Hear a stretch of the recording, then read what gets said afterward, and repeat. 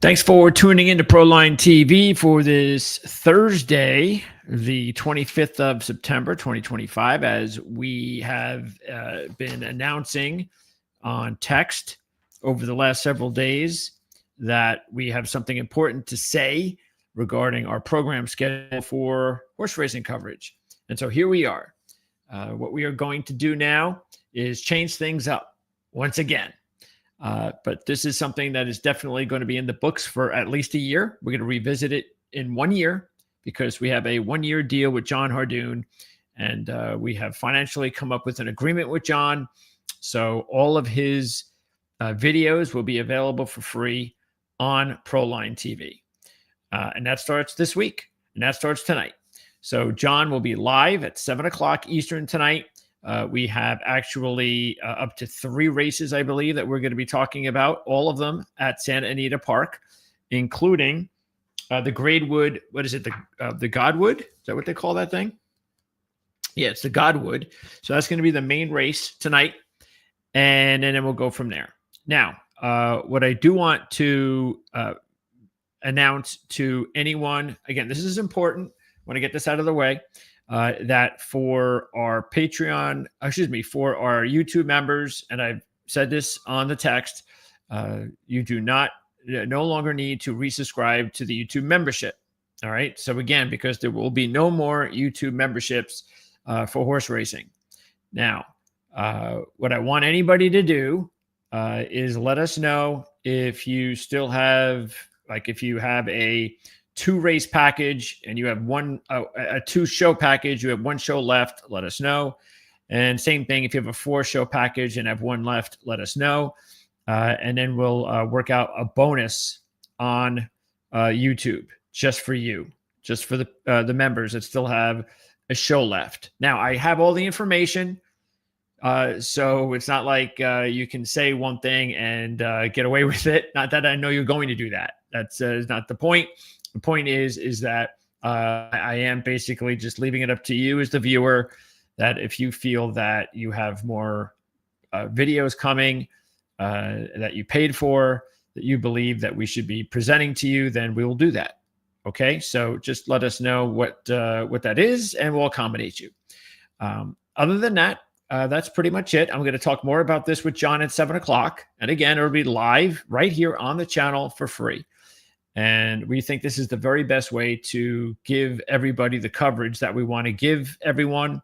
The membership experiment was really just that. We wanted to see exactly what kind of membership base we would have. And I think we gave it enough time. And so that's why we came to an understanding that financially, it would be in the best interest for the channel if we just offered all of the programming for free. And not only would it be best for us financially, but most important, it would be best for the viewers. So hopefully there's no miscommunication or anything like that. There shouldn't be. I think things are pretty, I think the explanation and the way that the system works as far as, purchasing the membership is just like purchasing anything. So if you've ever purchased something and it's going to run out at the end of the month or at a certain date, then that's it. Just what do you normally do at that time? Do you cancel that service? Which you should, okay? Because some services will just overlap to the next month, the next cycle, unless you cancel it. So make sure you cancel your subscription just in case. And if anything happens where they wind up charging you again for another month and you didn't want it to be charged for another month, just let me know and I will refund you. Okay, so it's not a lot of money, but it all matters. And that's what we really respect about everybody who was able to actually pay for the membership. Even though it was only a few bucks a month, it still matters. Okay, so I'll talk more about this at 7 o'clock with John, because I'm sure we'll have new viewers that will come on at 7 o'clock that did not see this show here at 4. And as you can see, this is the race that we're going to talk about today. Oh, and we are not going to be doing this just me and you anymore. So there's that. So sorry to say that. I will say this though, if there ever is a situation where we have a lot of races and even let's say we give out a bonus race, and that's great, like the Breeders' Cup. I intend on doing 2 shows that week. So let's just say there's just any given week, there's just too many good races out there, and we weren't able to talk about them all.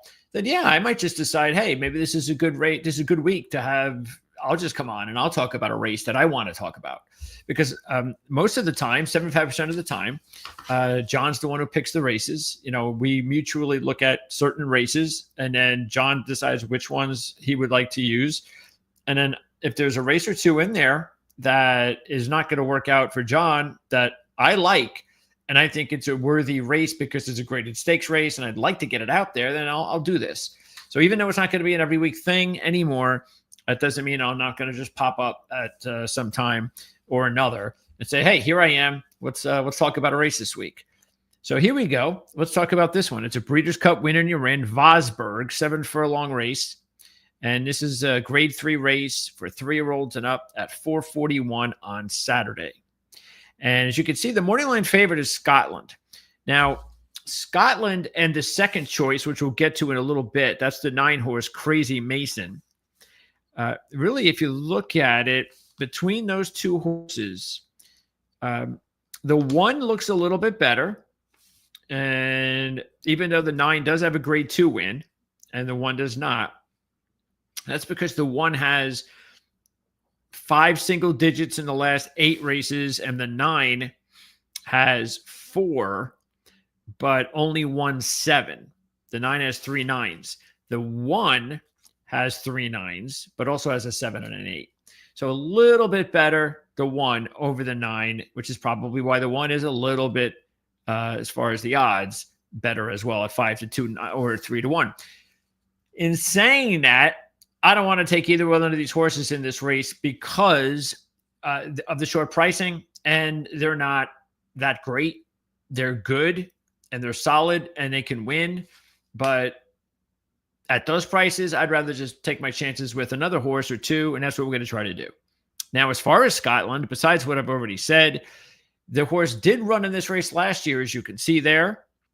And that was last year was a sloppy track. So I don't know what the weather's like on Saturday. We'll talk more about it later. But he finished second in the race, and there's that. But again, no graded stakes race wins yet for Scotland. I don't know what he did prior to these 5, but I don't think he raced in any in his first several races. Then we have the number 2, Nash. Now, Nash is a horse that I want to take because you've got the Cox-Pratt combo, which is the best in the field.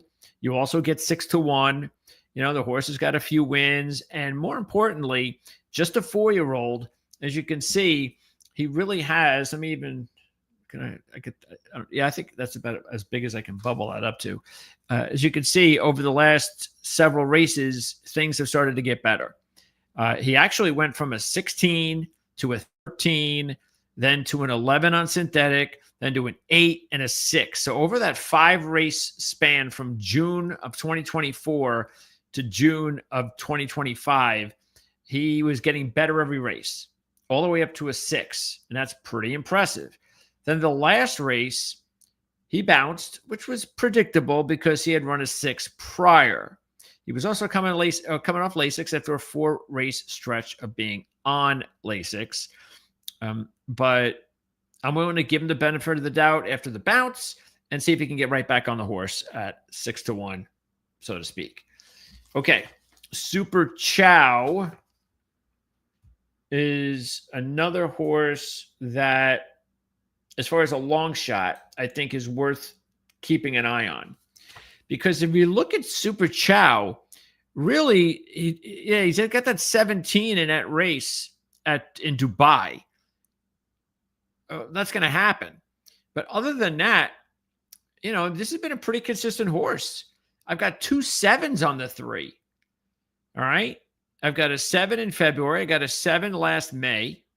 I've got an 8. I've got some 9s. I got 10s. I got 11s. I got 12s. I got 13s. This has been a very steady horse. 22 of 28 in the money. Couple of wins at the track. I know he doesn't have the most sexy combo, trainer, jockey, and all that kind of stuff. But he just won a race a couple of starts ago. And I know he only has the 1 7 furlong race, as we can see in here, over his last 10. And that didn't go very well with the 12 in a grade 3 race. But still, I think for 20-1, I think Super Chow is a horse that may not be a bad long shot. Next up, let's see where we are here. Oh, that's too much. I could move this over a little bit. That helps. Okay.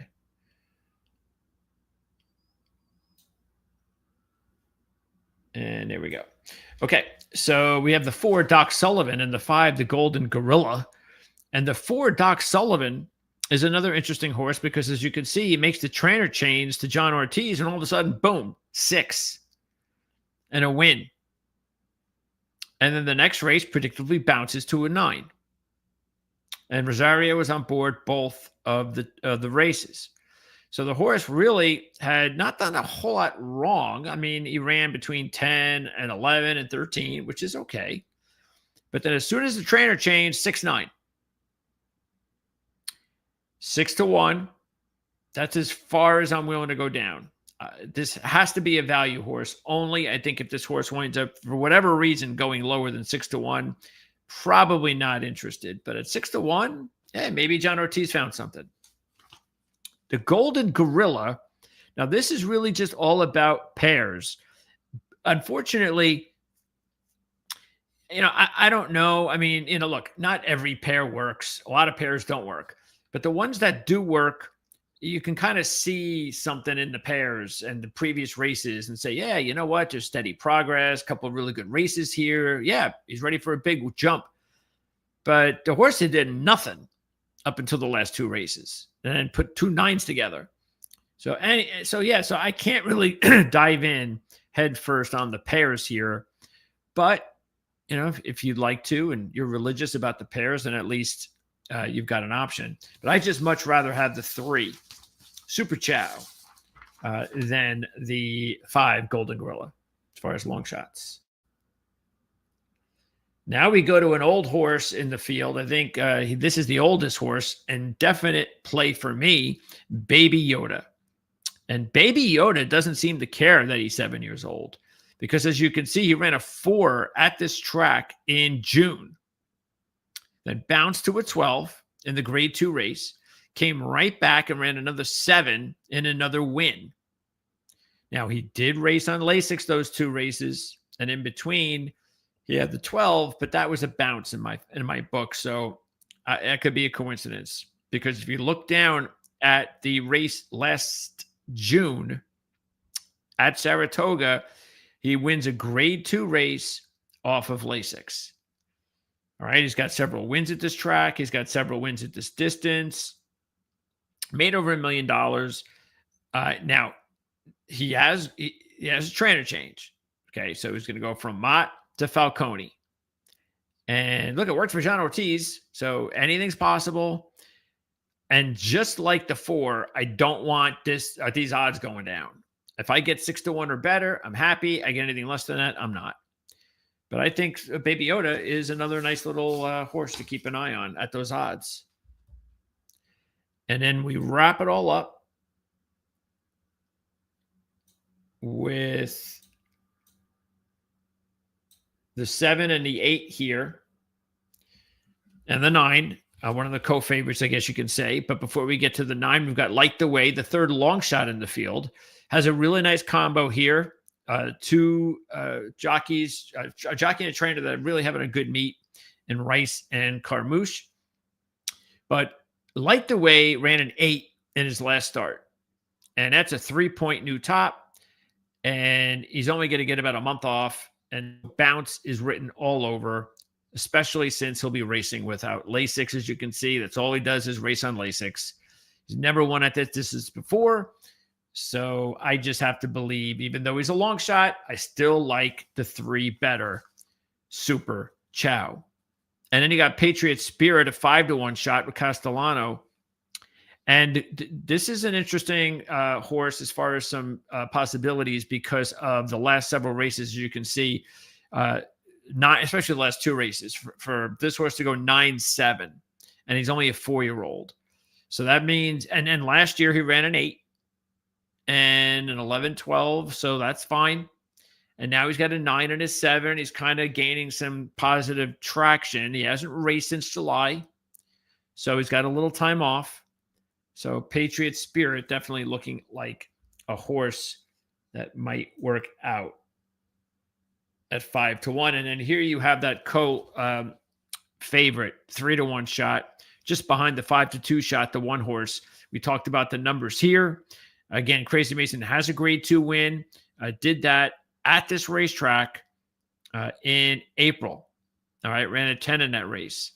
So really, if you look at it since November of last year, he really hasn't run a poor race, all between 7 and 12.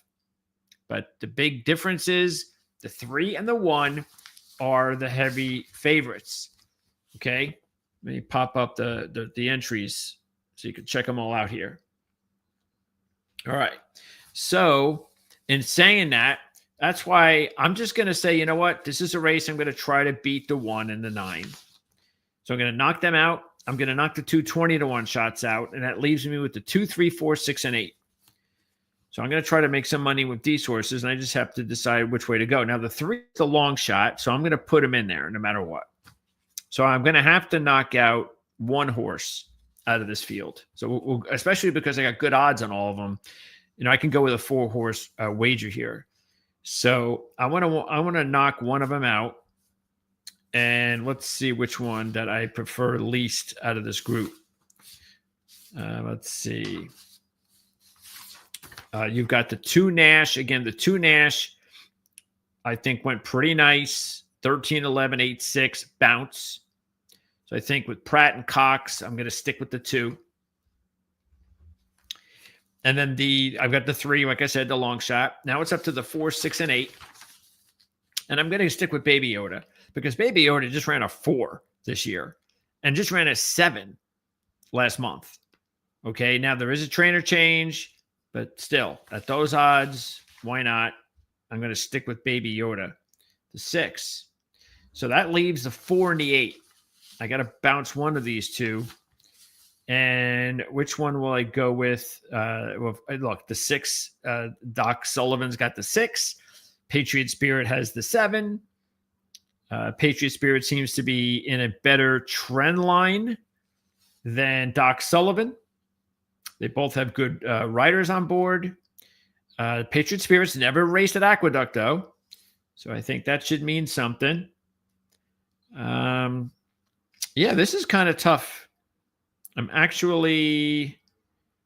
leaning a little bit towards the 8 over the 4. So I guess we'll go with that. We'll go with the 2, 3, 6, 8. But the 4, I'm going to try to find a way to get the 4 in there as well. And especially since I don't have the 1 or the 2, the 1 or the 9, then even if I have a 5-horse exotic wager, I might still be able to pull it out and make some good money with it. And I will say this: if any of these horses that I like I said, with a few of them, if the odds come down from 6-1 to 3-1 or something like that, then maybe you'll know I'll probably knock that one out and go with the others. I'm just going to go with full bargain here in this race. This is a race that it looks like 6 of these horses have a shot and a real shot. And so, because again, even the favorites are not super strong, that especially after what we've witnessed recently with some of these super strong horses that we've talked about lately on the program. None of that happening in this race. So as we close, we are going to be talking about 3 races later today. Okay. So we're going to be doing the Eddie D Stakes, the Goodwood, and the John C. Harris. All right. So that's going to be coming up in some form. We'll be back at 7:00 with John Hardoon. That is free for everybody. That is going to be free for everybody moving forward. And we also want to, and I'll point it out to you when we talk later, to keep an eye on the thing that we used to push things like super stickers, things of that nature. A very easy way that all you have to do is click that. And if you ever want to support the channel, then you can just click that, support the channel, $1 here, couple bucks there, and do it that way. And hopefully we'll be able to get on a nice run here, because it's still a great time of year. There are a ton of big races this weekend, a ton of big races next weekend. And then a few weeks down the road, we have the Breeders' Cup. And so that's another reason why we wanted to put all this together right now, because we've been thinking about it. We've been talking with John about some possibilities the last month or so. And we just felt that this is the perfect time to do that. This way, once we get to the Breeders' Cup, we get a little steam going, and then we'll provide all of our programming on the Breeders' Cup, or most of it. Again, I might just pop in if I have to pop into the YouTube membership because somebody says we owe you, we owe you a video, we'll do that. But for the most part, by the time we get to the Breeders' Cup races, that will be, they're no longer a factor. And if I have to wind up adding another race, I will do that and make that available for free for everybody. So thanks for hanging in with us. And bottom line is, even if you don't have a membership now, you don't have to worry about it, because all of our horse racing coverage is now going to be for free, once again, here on Proline TV. Thanks for tuning in, and we'll see everybody hopefully at 7 o'clock.